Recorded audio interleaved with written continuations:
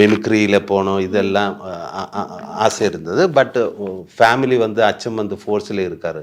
அப்போ அவரும் ஃபோர்ஸில் போகணும் எனக்கு தால்பரியம் இல்லை. அச்சம் வந்து மிலிட்ரி, பிரதர் வந்து மிலிட்ரி, நான் வந்து மிமிக்ரி.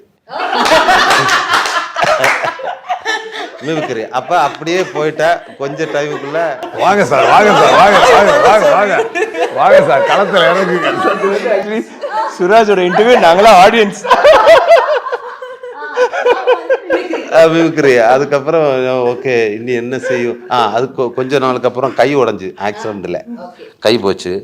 அப்போ இனி என்ன பண்ணுவோம், ஆக்டிங் எல்லாம் போச்சு, இனி வாழ்க்கையில் இன்னும் என்ன ஆகிடும்.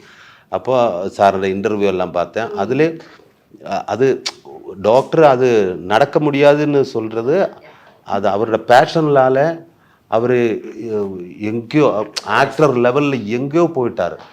அப்போ அது எனக்கு ஒரு பெரிய இன்ஸ்பிரேஷன் தான்.